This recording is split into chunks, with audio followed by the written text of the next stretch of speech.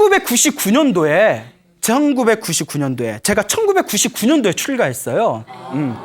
예, 1999년도에 71살의 나이로 일타 스님이라는 큰 스님이 세상을 떠나셨습니다. 저 해인사 지조감의 일타 스님이라고 큰 스님이 계셨어요.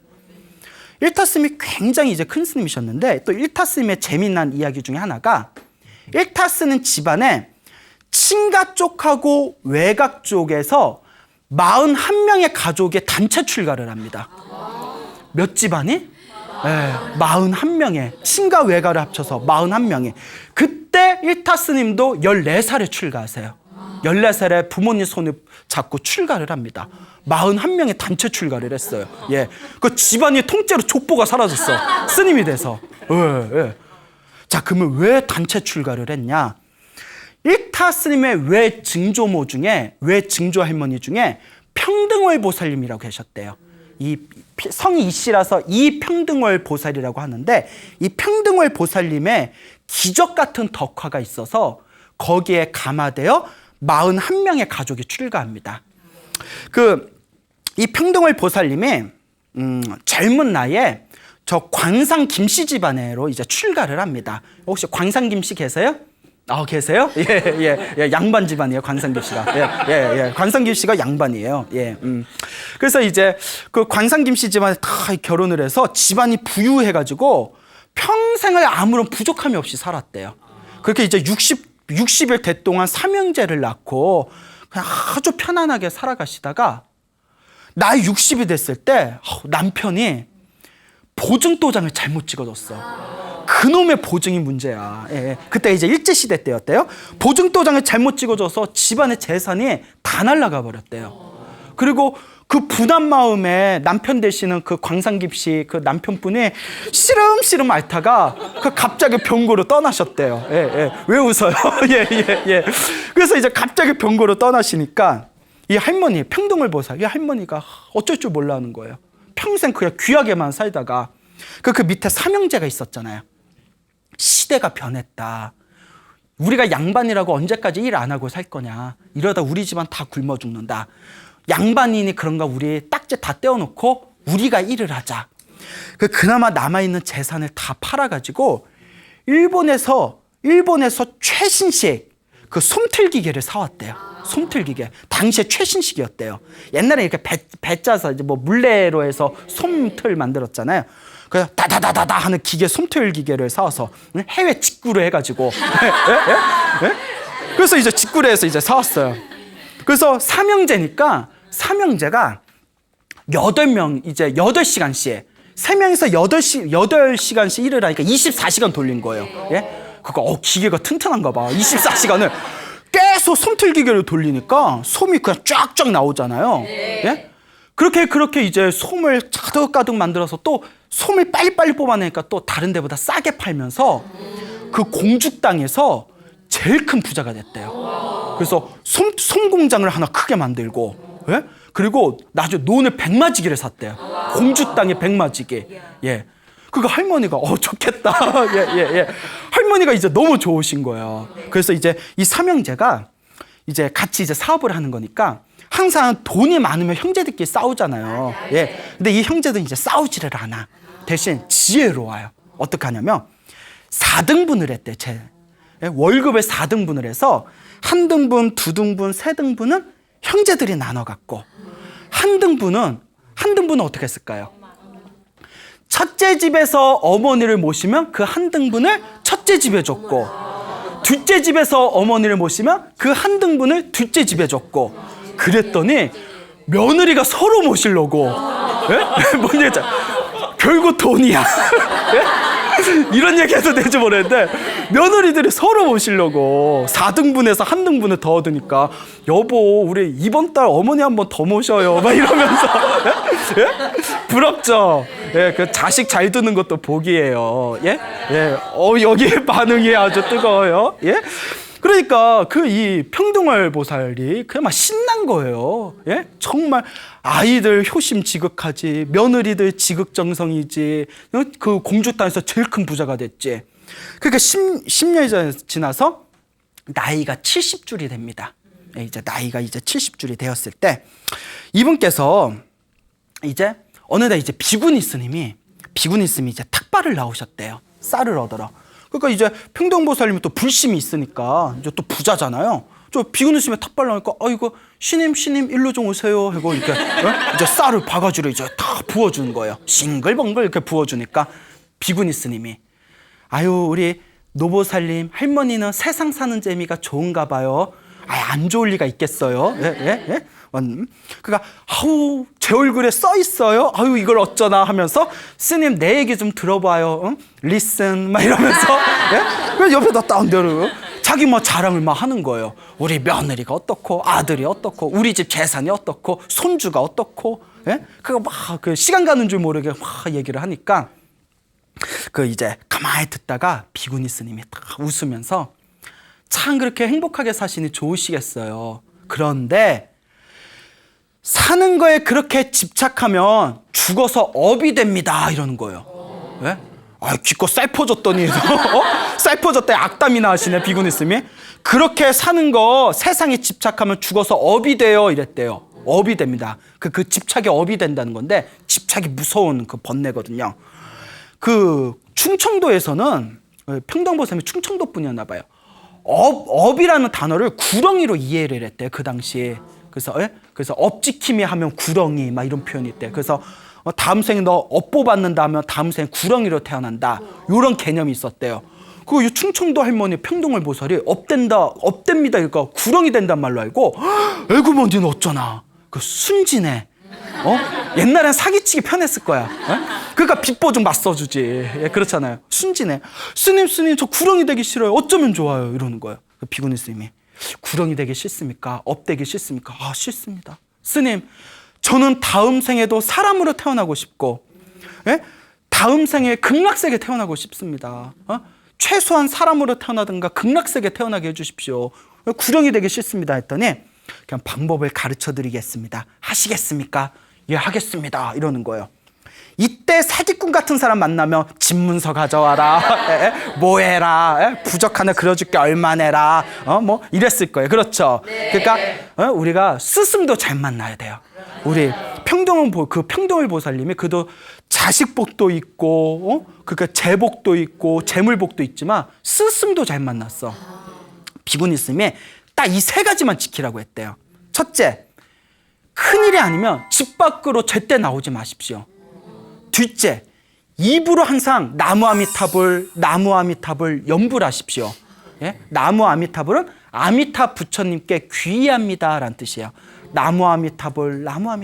세 번째는 마음속으로 항상 제가 극락세계 태어나게 해주십시오라고 기원하십시오. 이 세 가지만 지키십시오.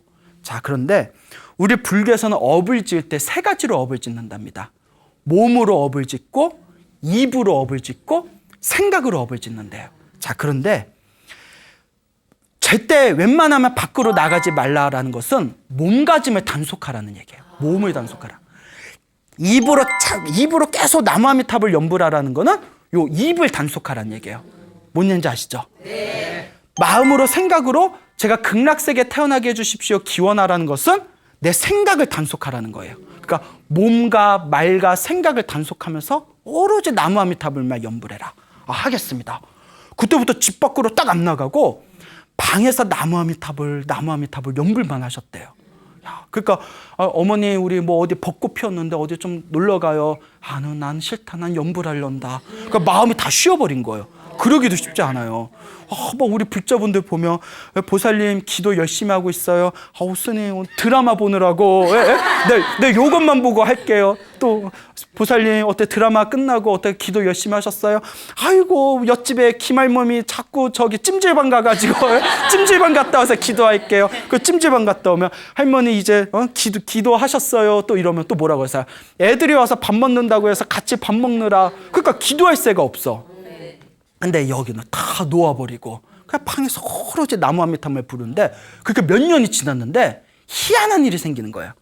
갑자기 아무 말도 없이 현불만 하던 이 평도현보살님이 며느리를 부르더니 예 오늘 밥 좀 5인분 좀 더 해놔라. 왜요 어머니? 오늘 뭐 누구 온다는 얘기 없었는데 5인분 더 해놔라. 그 시어머니가 하라니까 예 하고 5인분을 미리 밥을 해놨더니 어디서 5명 손님이 갑자기 온 거예요. 예? 그거 딱 맞춰버리고 예? 얘야 저기 아범들 좀 불러라. 그 삼형제 부른 뒤에 야 공장에 화기 불기운이 있으니 거기다 물 좀 잔뜩 갖다 놓고 불 조심해라.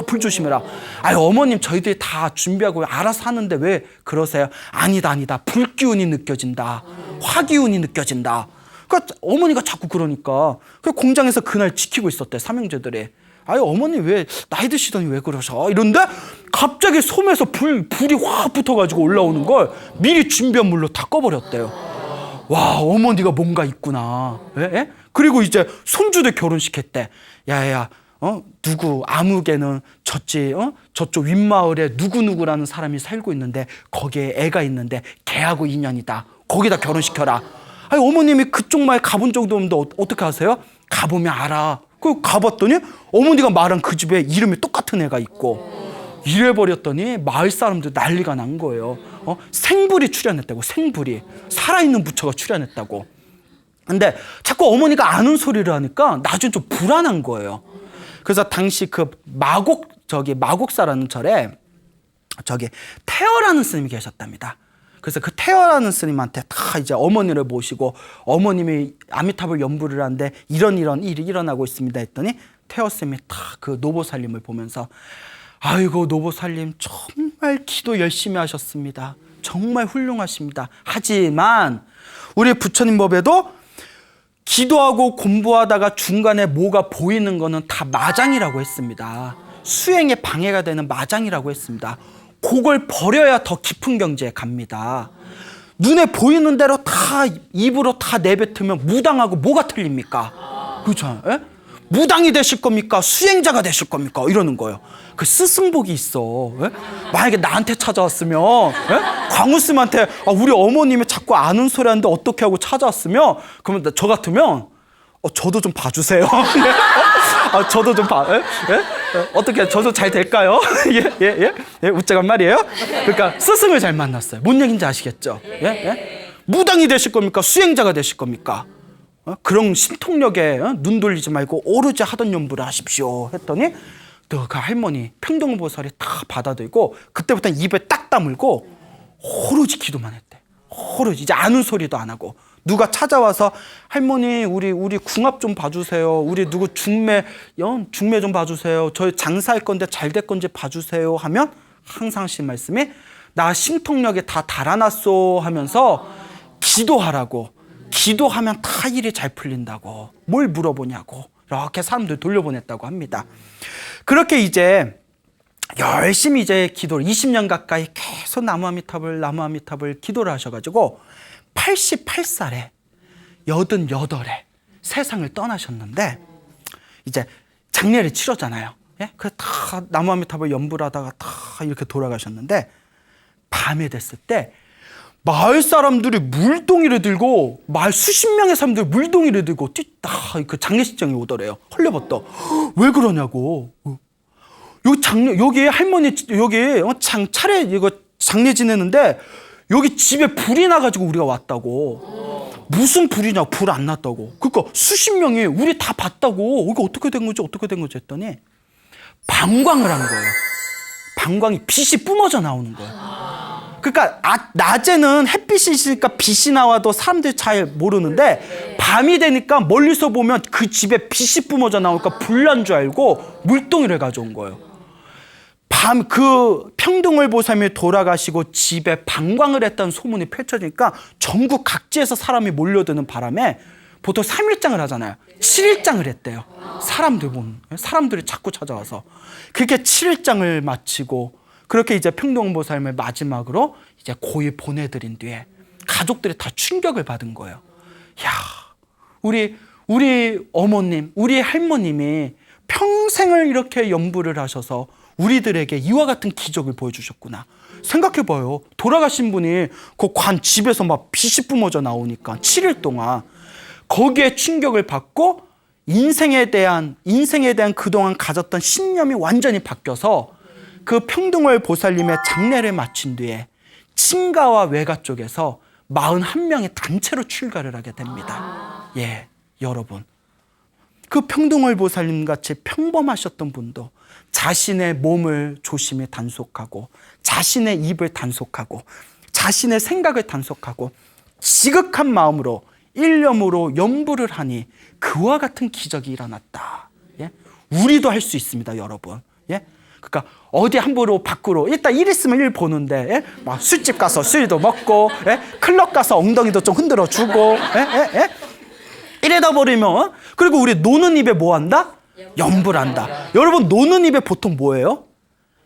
누구 욕하잖아.